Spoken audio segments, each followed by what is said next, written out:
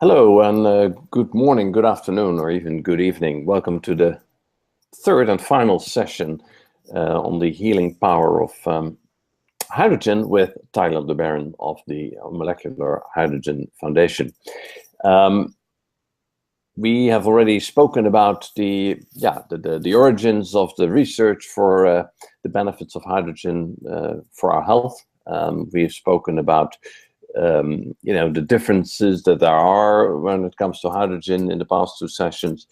We're going to talk today, and we should involve you as much as possible through your questions to see, what in particular situations for particular diseases, what we know and what Tyler knows about research that relates to these particular ailments and diseases.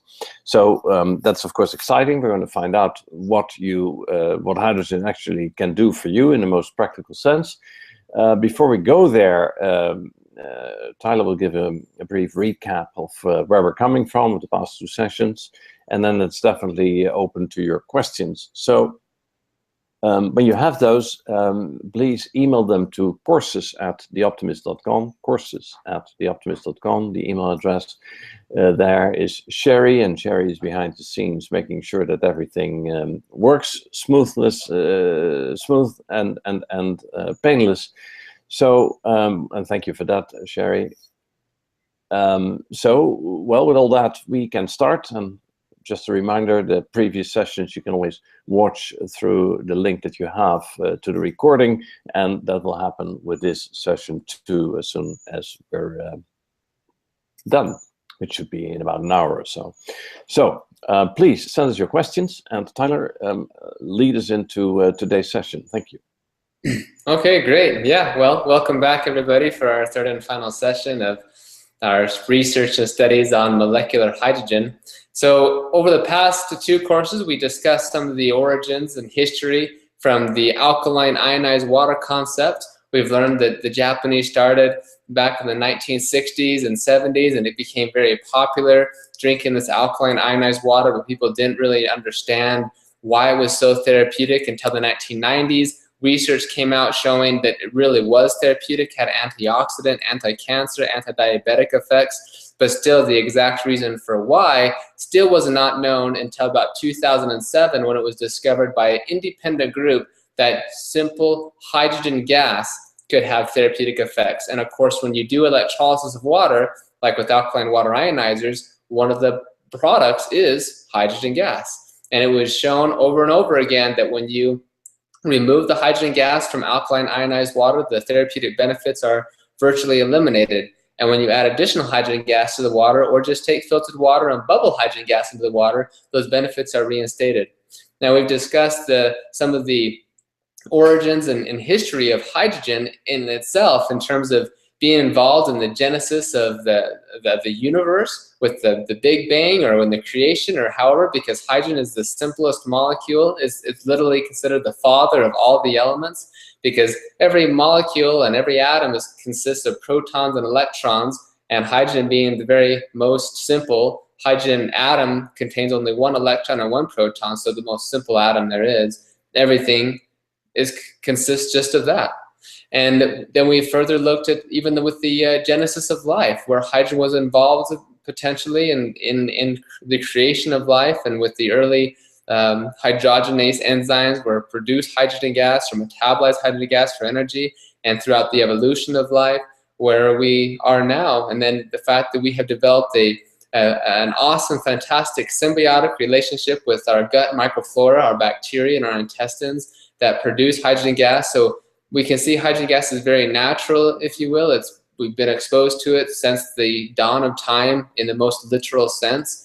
And we also discussed the amazing and interesting, even romantic relationship between hydrogen and oxygen in terms of its balancing each other out with the oxidation and the reduction, where that's what characterizes everything, right, is that two equilibria. And so we've also discussed some of the basic chemistry and biology principles, so we understand what we're talking about when we are talking about hydrogen gas, which is the H2 molecule. We showed you the diagram where molecular hydrogen consists of 2 protons and 2 electrons. They're just bound to each other to make the smallest molecule. They're not bound to anything else. It's not like, with a water molecule, there's hydrogens that are attached to the oxygen, and that makes that hydrogen very, very different than when they're just attached just to each other. And so we went through the 4 different types of hydrogen, which is number 1, the hydrogen gas, the molecular hydrogen, which is what is therapeutic that we're talking about. We talked about the H+, or the proton, which is responsible for making water be acidic or alkaline. The more protons or more H+ ions, the more acidic something is. And we talked about hydride, H-, which is a powerful reducing agent used in industrial organic synthesis for the reduction of ketones and alkenes, alkynes, and other complex molecules that need to be reduced. And so in this one, what we'll do is we'll talk more specifically about the actual benefits of hydrogen and the very many different diseases that hydrogen. So Tyler, do you hear me? I'm thinking that we have a bit of a problem with your connection. Okay, is it on now? Can you hear me? I do hear you, but there is a delay, I see, and maybe that's also why there's a problem with bringing up your screen share. Okay, well, let's see. Can you see the screen now? No. All right, let me know when you can see it. Oh, yeah, now I can see it, yes. So maybe we can try, otherwise I suggest you restart your computer. But okay, so maybe let's continue now, because now we have this on screen. Okay, great. So let's look at this title. This title, I actually like it, not just because I came up with it, but I think it tells a good story. Hydrogen, an ageless molecule for an aging society. The scientific basis for the amelioration, or improvement basically, of inflammation, oxidation, and cellular degeneration. So the fact is, if we look at our aging society, right now there's a heart attack about every 34 seconds. And in fact, the World Health Organization reports that diabetes has nearly quadrupled since the 1980s. And all of these things cost really hundreds of billions of US dollars per year. We have aging, we have nutritional problems, we have many environmental factors. All of these are contributing to this aging society. So how do we best combat an aging society? Well, I like to think that we can do it with an ageless molecule, hydrogen. And as we talked about before, hydrogen is an ageless molecule from the origins of the universe, the genesis of life, and the evolution of eukaryotes. Now we look at, for example, inflammation. This is very common in both aging and disease, and in fact it's been coined inflammagene. And this inflammation, you know the feeling. You have the swelling in the morning, or you difficult getting up, or your knees or your joints hurt, arthritis. All of this is this inflammation, which is associated with the aging and diseases. And actually, as we age, we actually get what's called dysregulation of inflammation. It's associated with this dysregulation of pro and anti-inflammatory mediators, which contributes to age-related pathologies and their associated morbidity and mortality. In other words, we have some things that are anti-inflammatory and other things that are pro-inflammatory, and you get a dysregulation. And in fact, with aging, for example, their immune system can become hyperactive. And on the one hand, they're getting inflammation all the time, and it's a chronic, low-grade chronic inflammation, which causes lots of problems. But then when, say, a sickness or something comes around, their immune system doesn't work as well, and you end up getting sick. And so you have basically a disconnect and a dysregulation of the immune system and of the inflammation process. So how do we combat that? Well, hydrogen has been shown to help ameliorate inflammation. And it does so by down-regulating the various pro-inflammatory cytokines, such as interleukin 10, interleukin 4 and 6, all of those, and also in various transcription factors that I have, NFKB, NLRP3, NFAT. All of these are different mediators of inflammation.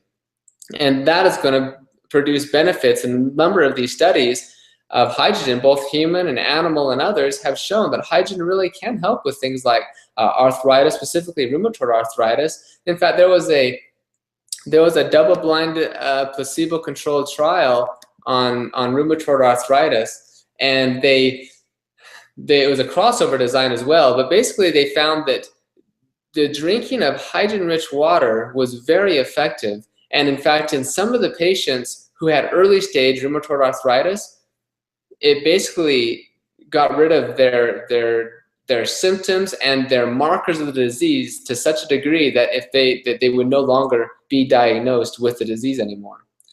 So, some of these is very, very powerful, where hydrogen has been able to show these very good effects. But again, other things like pancreatitis, hepatitis, asthma, colitis, sepsis, and even pain. And many people have experience, with pain specifically, the hydrogen can help reduce the amount of pain that they feel. And then we go to another one, oxidation. We've already talked about how oxidation, which is caused by these free radicals, reactive oxygen species, are a very big part of aging, and they can damage your DNA, your RNA, they cause your death and aging. They're linked to pretty much every disease. Well, the fact is we know, as we talked about before, that we don't want to get rid of all oxidation, right? Just like we talked about with the battery, you need an oxidation, an oxidative side, and a reductive side, a negative and a positive. So we need to have this oxidation. We need to have free radicals, and some of these benefits include things like signal transduction, our immune system, vasodilation, activation of transcription factors. So we need to have oxidation, yes. We just can't have too much of it or too little of it. And if we do, then we get what's called a redox dysregulation. And the fact is that these conventional antioxidants really are not that effective.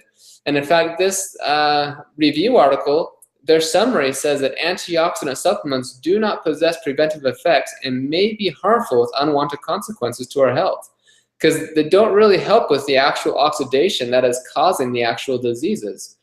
And this is called a redox dysregulation. Just as we talked about with dysregulation of inflammation, you can also have a redox dysregulation.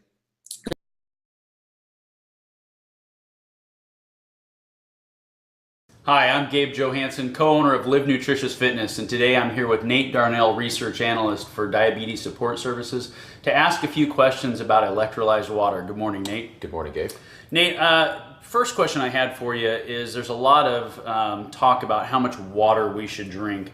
I've seen people say you should have 2 gallons of water a day. I've seen people say you should have 4 glasses of water a day. What's your take on that? Yeah, that's a really good question. And it's not so much my personal take so much as it is kind of a scientific consensus. And I've seen, as a research analyst, I see extremes on both sides. I see physicians that have an extreme opinion that we should be drinking more than that, and other physicians and scientists saying, no, we don't need that much. What we do know is that in 2004, the National Academy of Sciences really put a bunch of scientists to task, and they looked at a whole bunch of data, and it was even difficult for them to say how much we should really be consuming per day, because there are so many differences between human beings, based on size and whether or not they're engaged in a lot of athletics or not. But they pinned down some averages, and they said, for the average woman, she should be consuming about 2.7 liters of water per day.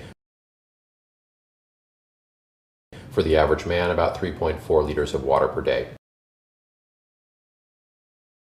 Yeah, and then to address the issue of demineralized water, this again is one of these highly contested, controversial issues in the world of health management, which is, is it really good to drink demineralized water? And again, there was a World Health Organization paper that was published in 2004 indicating that there can be, in health-related issues with a long-term consumption of demineralized water that's produced either through reverse osmosis or through distillation. And both of these technologies purify water, which has great importance because we're dealing right now with contaminants in our water supply that municipal water engineers never anticipated would even be there 60 years ago. So now we're detecting all kinds of pharmaceutical drug residues in our municipal water supply, all kinds of toxins from manufacturing processes. So it's not an issue of bad-mouthing reverse osmosis or distillation. It has its benefits. The problem is that they're so good at taking everything out of the water, they also take the good things out of the water, like calcium, magnesium, sodium, potassium. And if we're consuming that water, it's electrically hungry. And it's going to start trying to steal those minerals, from whatever it touches. And if we're consuming large amounts, it's going to take it from us. And what the World Health Organization document talks about is the long-term consumption causes demineralization in the human body, and it doesn't happen overnight. You're not going to turn into like Jabba the Hutt and just melt or turn into the thing. But over extended periods of years, it can cause or elevate risk factors for things like osteoporosis if you're not consuming significant amounts of calcium and bone-building minerals in the process. And another concern is that it might actually damage mucosal membranes as well. So a lot of that, it's not, the science is not really hard on that, but there's definitely concern, and there have been enough studies to warrant it. Okay. Other question I had for you was, we provide personal training here at Live. Is hydrogen-rich electrolyzed water something recommended for athletes then? Does it have a benefit to them or to people who are just training heavily? Well, based on all the research that I've read, I think it has a benefit to everybody. And in fact, in one of these studies, it showed that in the very same cell, not just the same person or the same organ, but the exact same cell, one compartment could be suffering from too much oxidation, and the other part could be suffering from too much reduction. And this is called a redox dysregulation, which conventional antioxidants likely aren't able to help. But it is possible that hydrogen really can help this. And in fact, we see in this table here that hydrogen really can ameliorate some of this oxidation. In fact, if you look at the graph I show on the one side, markers of oxidative stress like malondialdehyde or OHDG, that's a marker of DNA damage.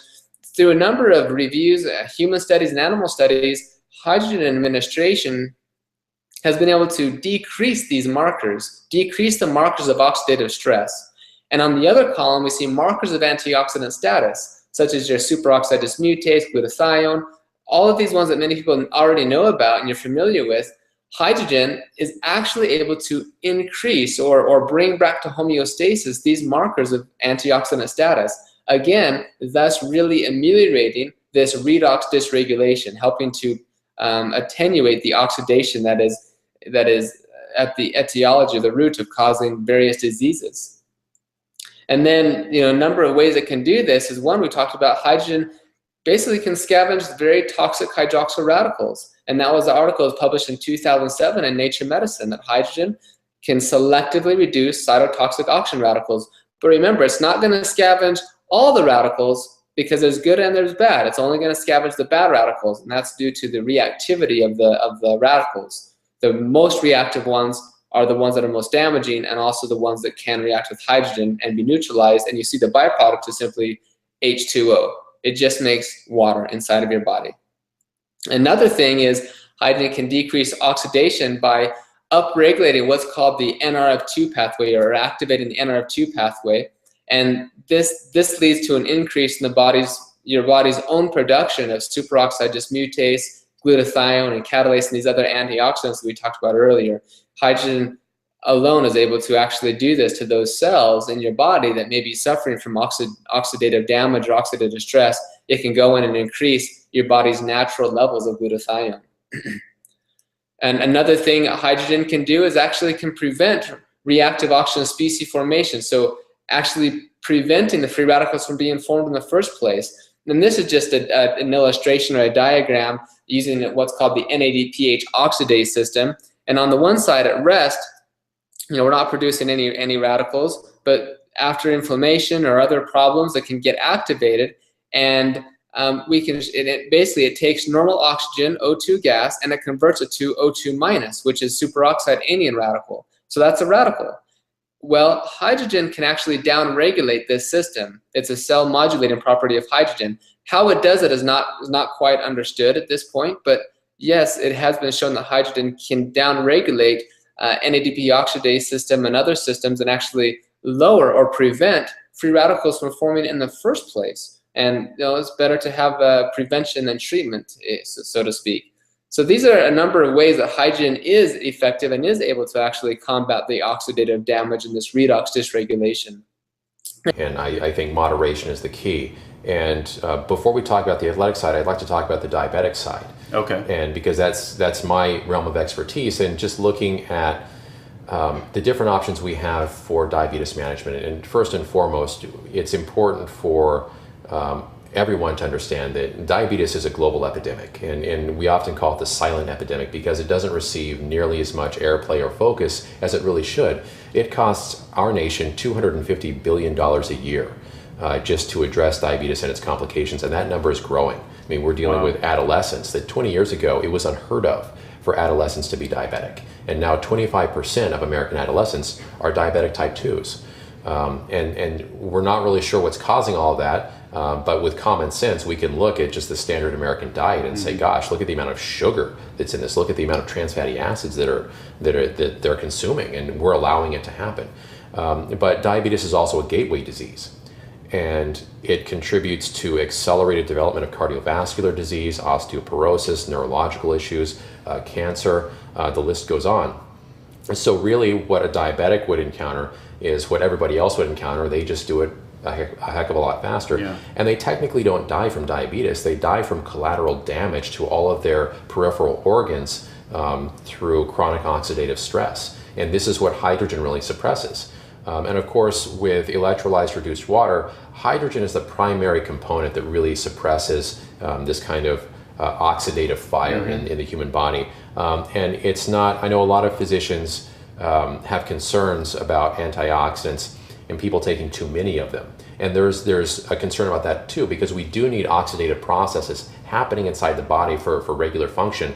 But it so happens that hydrogen, based on existing research, it's selective. It doesn't disrupt any of those vital oxidative processes that we have to have working. It's very selective. It only suppresses, I don't know how it knows this, but it only suppresses those that seem to be bad or have a negative influence on the body. And with the diabetic population, we know that if they're consuming between 1 and 2 liters per day, which is what we've done all the studies up to, and that's essentially 4 to 8 glasses, we know that it increases their insulin sensitivity. So that is a good thing because it reduces the amount of insulin that they need. That also reduces the cost of their insulin. Insulin is very costly. We know that, again, consuming 1 to 2 liters reduces their LDL cholesterol on average by 15%, and that's the bad cholesterol. It increases their HDL cholesterol, which is the good cholesterol, by 7 to 8%. HbA1c is a measure of their average blood glucose over the past 90 days. And we know that that stabilizes, and we're seeing average numbers of between 7 and 6 on HbA1c levels just by routine consumption of the water. Does that mean that it cures diabetes? No, not at all. But we have seen in cases of prediabetes, we can reverse prediabetes if they maintain a regimented diet and they're consuming electrolyzed reduced water on a routine basis. It can reverse that condition, which I think is really important, because once you're diagnosed as being a diabetic in the United States, that stays on your medical record indefinitely, and it will constantly elevate your cost of insurance. So it's really important that we keep our biomarkers in check and never receive that diagnosis, because it's going to be significantly more costly down the road. And if we actually straight up compare hydrogen to other antioxidants, we see hydrogen superiority. In fact, here's just one of the examples. This is using a mice model, but they used, with nicotine, like with smoke or other tobacco or things have this nicotine, and that can induce lots of oxidative damage, specifically in the testes. And this graph shows they compared hydrogen, vitamin C, and vitamin E to help prevent this oxidative damage. And if we look at the graphs, we see on the one, T stands for testosterone, and we see CON, that's control. And so it's around just over 2. That's the normal levels of nanograms per milliliter of testosterone that should be in the body. Well, when they give the animals the nicotine, you see the black with no treatment. That's when they got the nicotine, but they didn't get hydrogen or vitamin C or vitamin E or anything, just the nicotine. And you notice that it plummeted the testosterone levels, just drastically reduced it. Well, when they gave hydrogen and the nicotine, well, the hydrogen was able to maintain testosterone levels almost to normal levels. But when they gave the vitamin C or the vitamin E, you can see that it didn't improve. It didn't offer any benefit. Only the hydrogen was able to offer the benefit at maintaining testosterone levels. And the same is true with sperm motility and sperm concentration in the other 2 graphs. Again, only hydrogen was effective at offering the protective benefit. And there's a number of other studies that show similar results. Now, of course, vitamin C and vitamin E are essential. They're vitamins to the body. We need them. But taking high amounts of them, as the research has shown previously, doesn't really offer additional benefit. In fact, it could offer unwanted consequences to our health. But hydrogen, which is not a vitamin, but does appear to have remarkable therapeutic potential, is effective at helping some of these environmental and internal stresses and toxins to our body.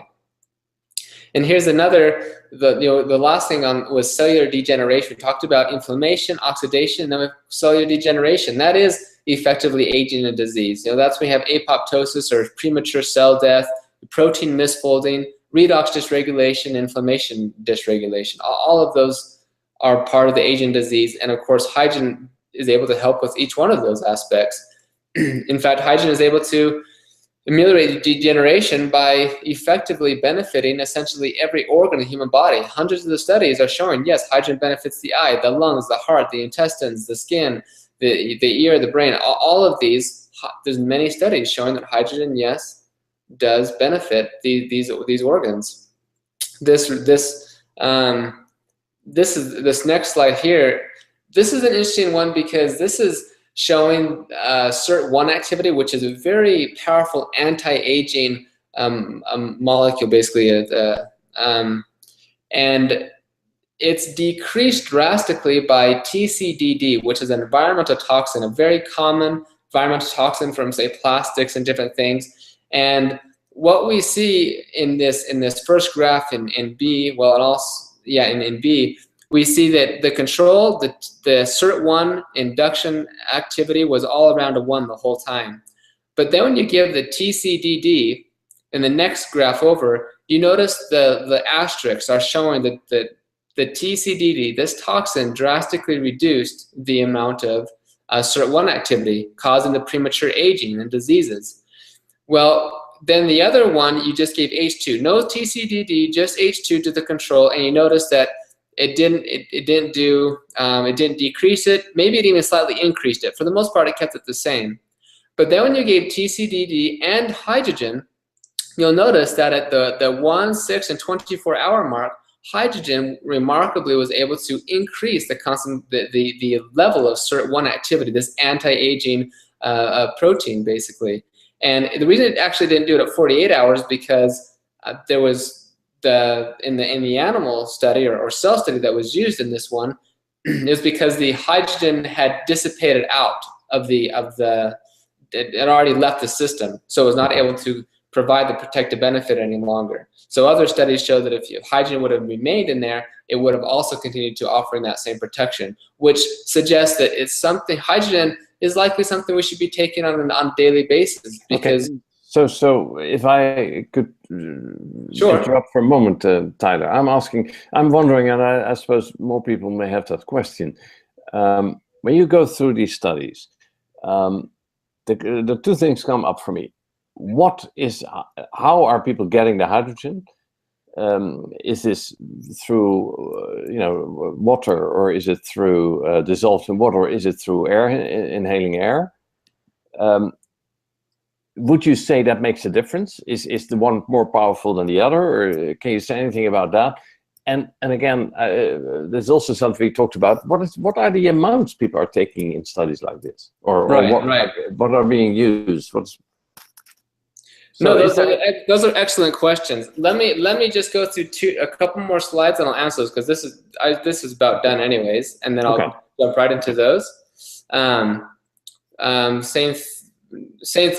This slide again, just showing similar benefits that I talked about, and then lastly, there's an article by Loma Linda University, the review article that showed hydrogen therapy has potential for the top 8 of the top 10 disease-causing fatalities as listed by the Centers of Disease Control, whether Alzheimer's disease or diabetes, lung problems. Hydrogen is able to help has potential to help with all of these.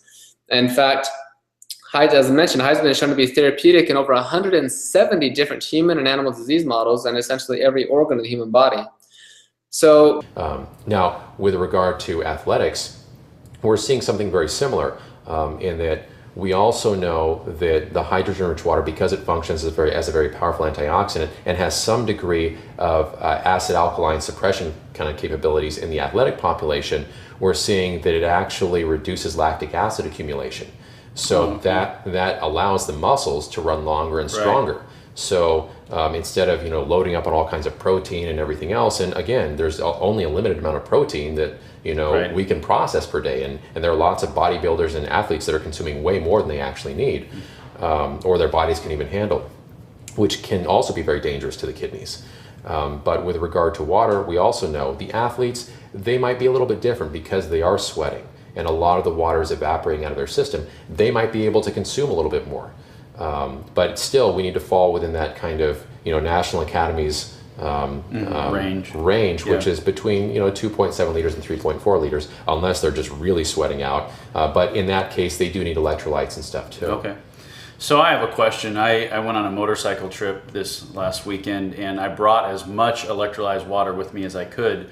How long will the hydrogen gas stay in the water? Can you pack water for 2 weeks to go on a long camping type trip, or is it something that you have to keep just over the course of a few days? Yeah, that's a really good question too, and it's actually not very long lived. So this is why we have to have machinery to make it on a regular basis. And we know that hydrogen, it can be slightly stabilized in water for several hours. So after production, it will remain dissolved in solution for about 4 hours. And then after that, it begins off-gassing, or it begins evaporating.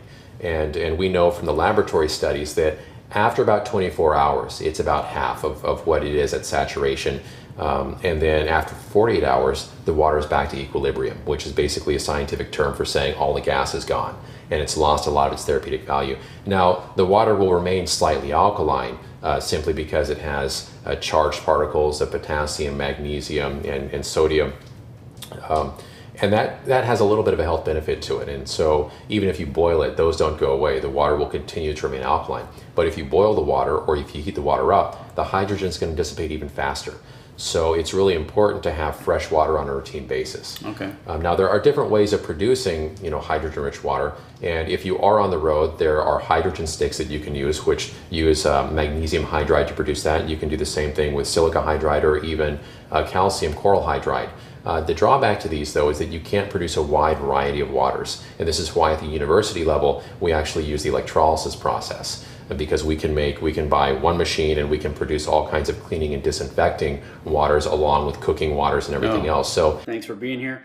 Nate, we've cleaned fruits and vegetables. You've showed us how to disinfect our huevos, and I'm wondering, can you use electrolytic water to actually clean your kitchen and your it's perfect for that. Utensils and stuff like that. Perfect, yeah, because it's 100% biodegradable, it's non-toxic, it's dirt cheap to make, 80 to 120 times more powerful than straight bleach.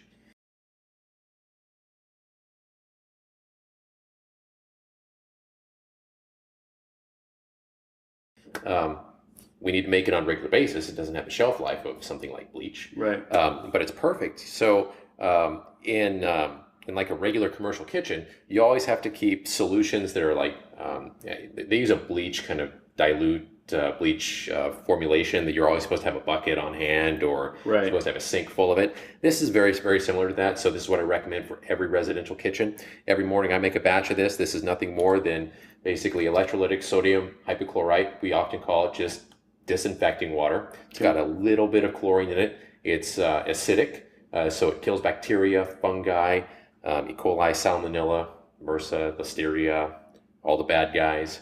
Okay. So, and again, it's non-toxic. They actually use the same solution in Japanese hospitals. This is what surgeons and physicians use to disinfect their hands on a routine basis.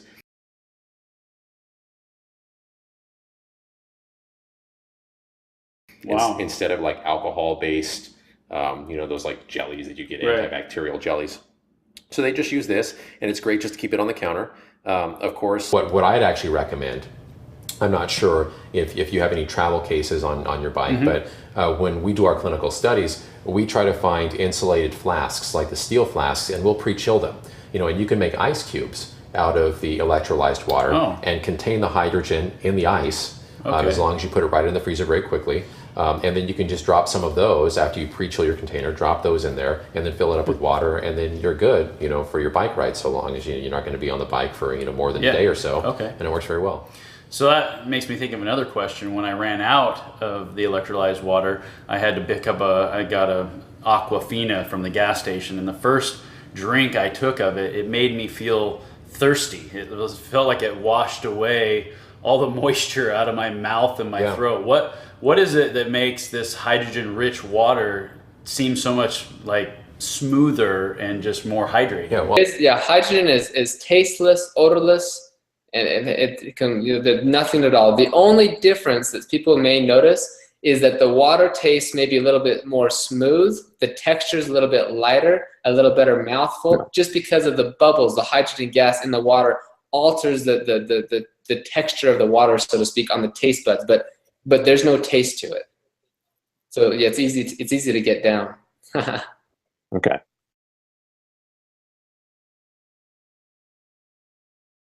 Yeah, well, and that's a really good term, because that's the same term that I keep hearing from people as they begin consuming the water. And I have to tell you, I have the same experience. I can't, having consumed the water for over 2 years, I can't go out and easily drink bottled water anymore. It tastes terrible to me. I can't drink tap water. I can taste the chlorine right away. Yeah. But there's an aspect of the water which is sometimes called microclustering. And this was a term that was used when they were doing magnetic resonance imaging in a research project maybe about 13 years ago. And I'm not really a fan of this term because it sounds a little spacey to me.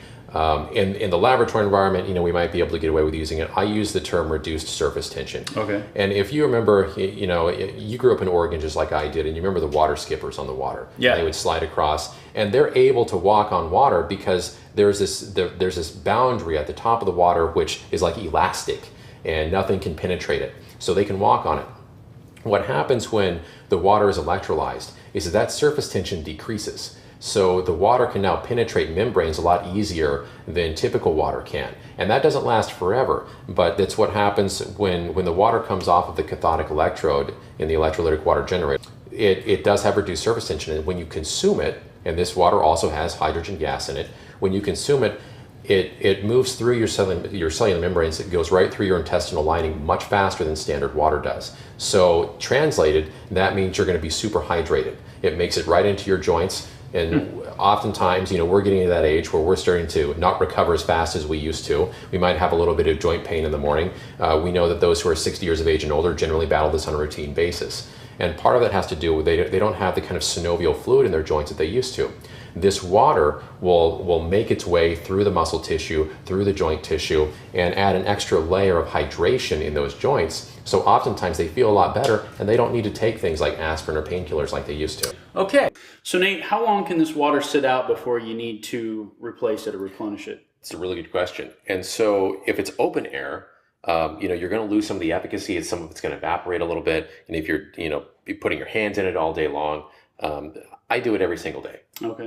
If you got a really dirty family, you might need to do it a couple of times a day. Okay. But I mean, that's a really good point though, because some kids, kids are kids, and they stick their hands all kinds of places, and they go and touch stuff, all kinds of stuff. So probably if you got kids, do it 2 to 3 times a day. And again, it's dirt cheap, right? I mean, it doesn't cost much to make. So you just make a new batch and put it on the counter. Even spray the kid down. I mean, hose them down. That's right. That's exactly right. All right. So, sounds good. Right. But then with this container too, I mean, if it's sealed, it's closed, probably, you could make it every couple of days. It should last for about 2 weeks. If it's refrigerated, it might last a month. Sure. But if it's cheap to make. But if you're using it, you're going to probably go through the bottle anyway. That's right. Just once the bottle's done, replenish it. That's exactly right. Okay. Again, you can just keep this on the corner of the sink. You can dip a rag in it. Okay. And then if you just need to wipe down the counter, you can do so like that. Come back, let it sit for about 10, 15, 30 seconds. Then just wipe it right down. Okay. Okay. Basic disinfection. Same thing, pass me a cutting board. All kinds of nasties end up on the cutting board. I actually like wood myself. What they've determined is that the wood, even though it's technically dead, still has some type of like antibacterial component to it, which plastic cutting boards don't. Oh. So nonetheless, it's still important to have something like this solution Right. so you can more thoroughly disinfect your cutting board. Okay. Okay, again, just wipe it down, let it sit for a couple of seconds. Okay, then dry it off. All right. Okay, there you go. And same thing with knives. You can dunk your knife in there, or knives, with, as long as it's quality stainless steel, like surgical stainless steel, it's not a problem. This is an oxidizing solution. So we've discovered with cheap stainless steel, it can cause it to rust. So it's great for disinfecting, but once you pull it out, make sure that you actually wipe it down. Be very careful with the way you hold the blade. So would you ever want to leave different utensils just in the water as it sits maybe in your sink during the day? I've been asking you, what should or can one experience when you drink the hydrogen water on a regular basis? What should you be looking for? Yeah, well, it's an excellent question, and something we should discuss, because the fact is, hydrogen is very safe.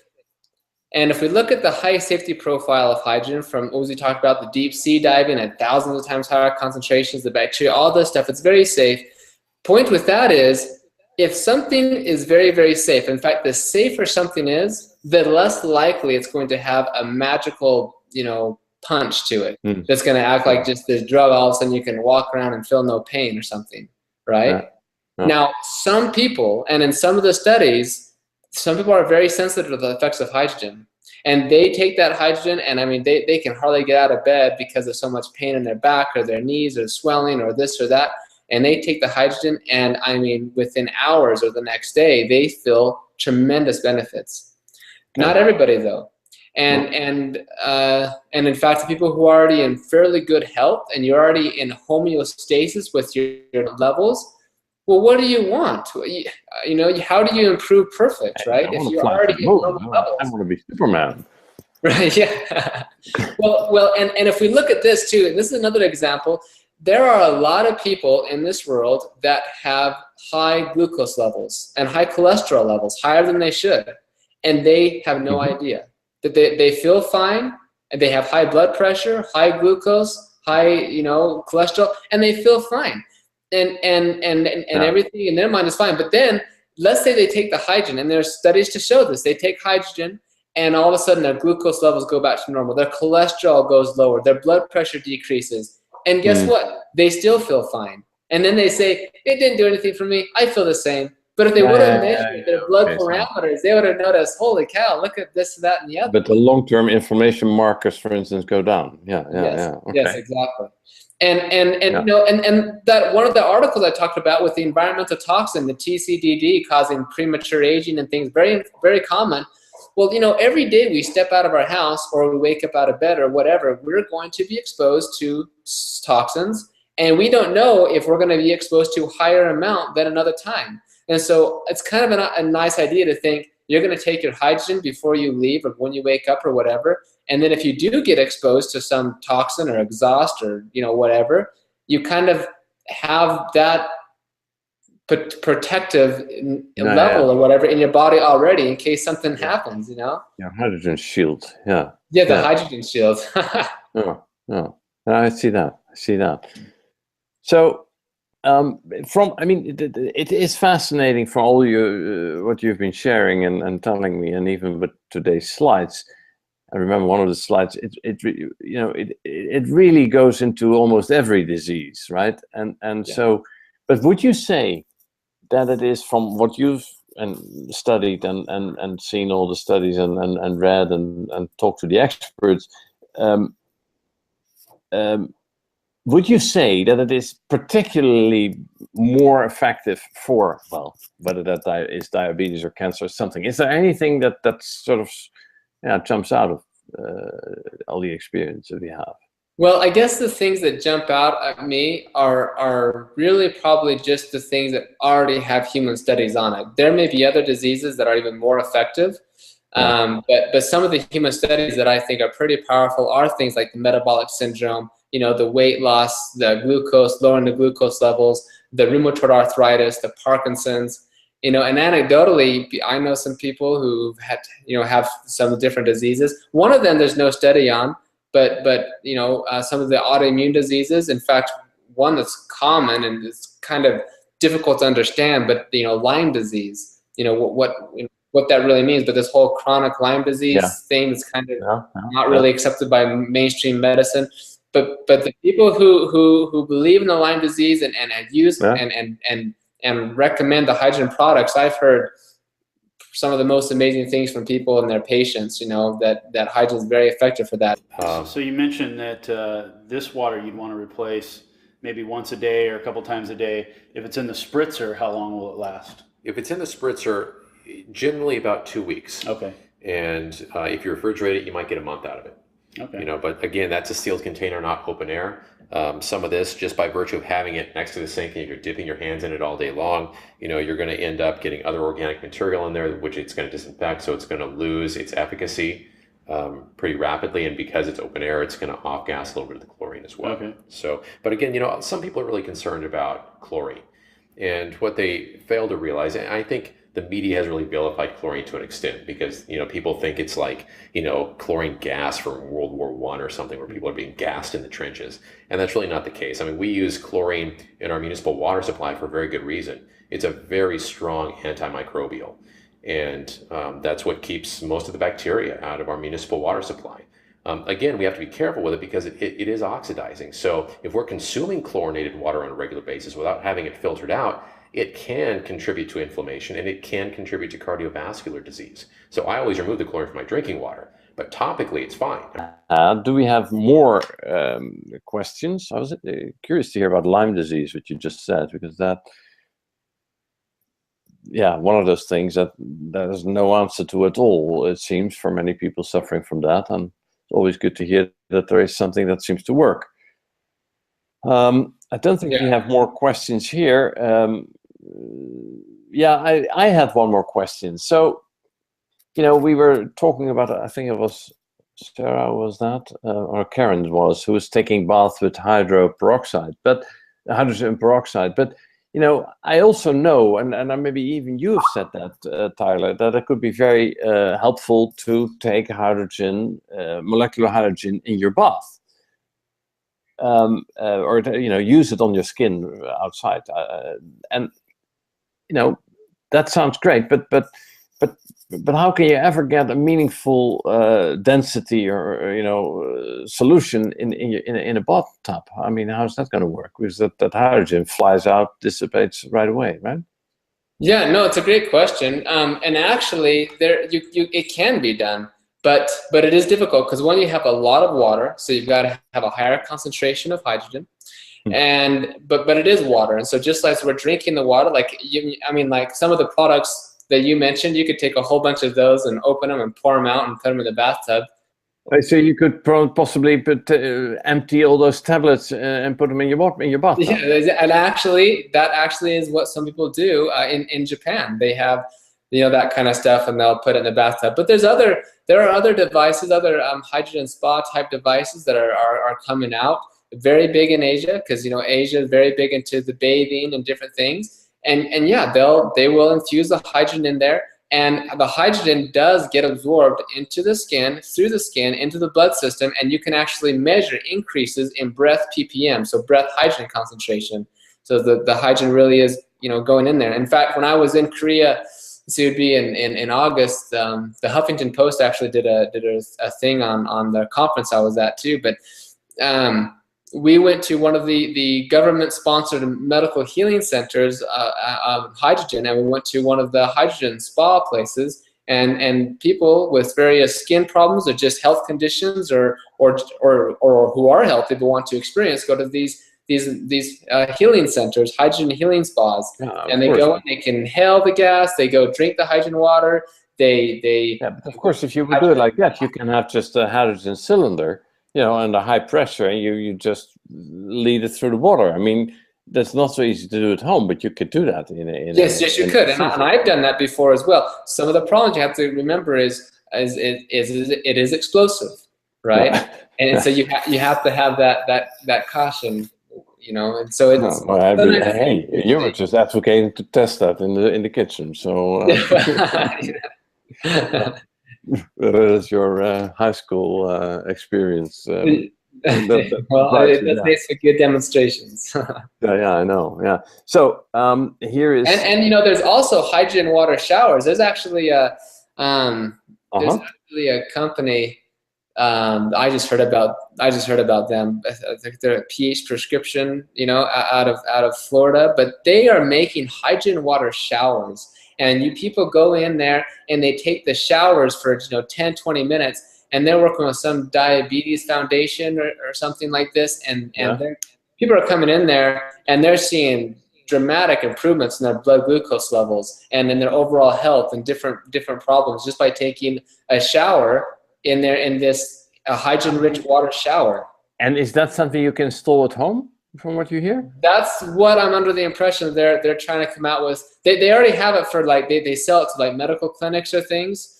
They're working on coming out with one for just normal home use, just a hydrogen shower, you know. So I actually great. Yeah. Anyway. Okay, so lots of ways to get hydrogen. More and more options. Google that, hydrogen showers from Florida.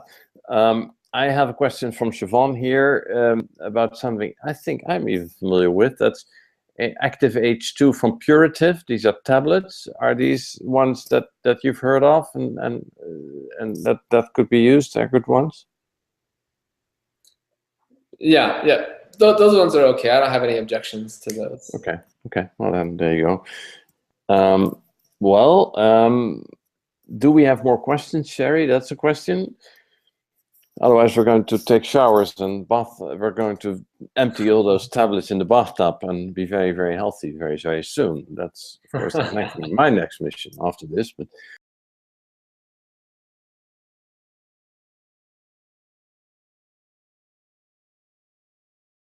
we were actually just at a conference earlier in August. The Huffington Post actually covered that, and he was from his organization.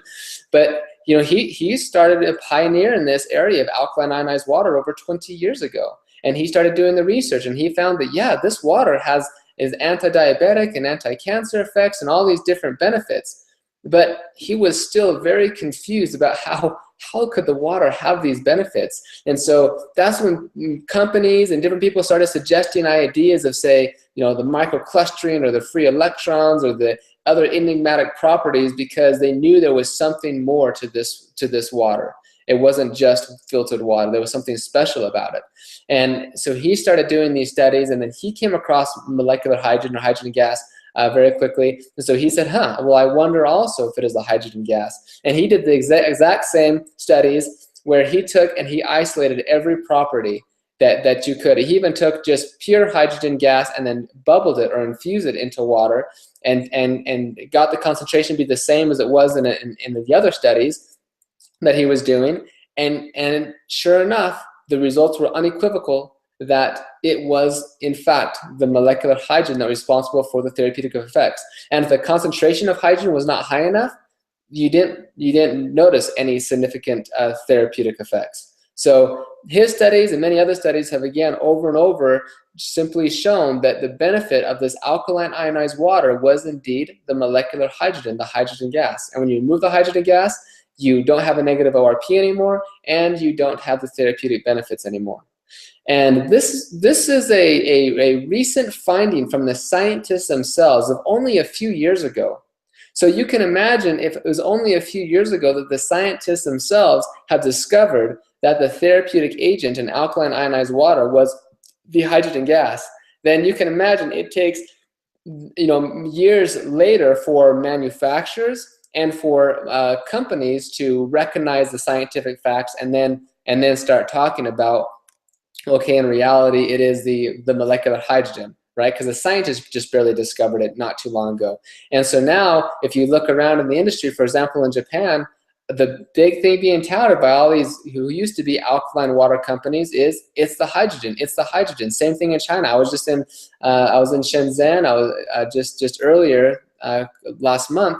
I spoke at another medical conference, and sure enough, a lot of companies who are realizing the benefit and the therapeutic efficacy is all about the molecular hydrogen. And if we consider your own personal examples, many of you perhaps who have experience with alkaline ionized water, you've already noticed one thing, that if you let the water sit too long, it's no longer therapeutic, and that's because the hydrogen gas dissipates out. And that's why the ORP goes back positive or is not as negative. But the other thing you'll also notice is after you've used your machine for, say, a few weeks or days or months, depending on your source water, for whatever reason, it's like you don't get the benefits anymore, and you're in this confused. You're like, well, I don't know. Like, I used to have all these benefits, now I don't really see them anymore. But then you go and you clean your machine, and you get the electrodes nice and clean again. And all of a sudden you have you feel this boost in energy, and your benefits are all of a sudden reinstated.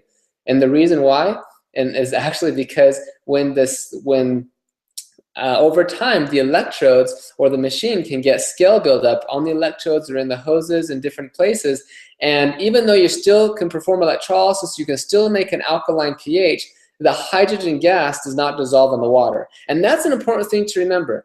There is a difference.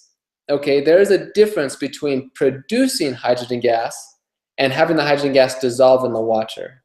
Okay, the electrolysis machines to make alkaline water, they always produce hydrogen gas. That's why you can light, you can have like a little flame, you can hear the crackling pop, for example. You can, the very definition of making alkaline water with electrolysis is by production of hydrogen gas, because it's about reducing the protons, the H+ ions that we talked about as pH, converting H+ ions to hydrogen gas. So if you remove the H+ ions, you by default have a higher pH. And how do you remove the H+ ions? By producing hydrogen gas. But the second thing is getting the hydrogen gas to actually dissolve in the water. And when you have scale buildup on the machines, then you are going to not have the hydrogen gas be dissolved in the water. And that's why more of the companies who are selling alkaline ionized water, that are talking about the benefits of hydrogen, they're also re-emphasizing, hey, you make sure you clean your machines. But more things are being found that with a lot of these machines, if you live in an area with source water where you have very low TDS or very low minerals, you may not actually be getting high enough therapeutic levels of molecular hydrogen in your water. But on the other side, if you live in a place where they have a really high mineral concentration, you will be getting therapeutic levels of hydrogen most likely if your electrodes are clean, but sometimes the pH can be too high.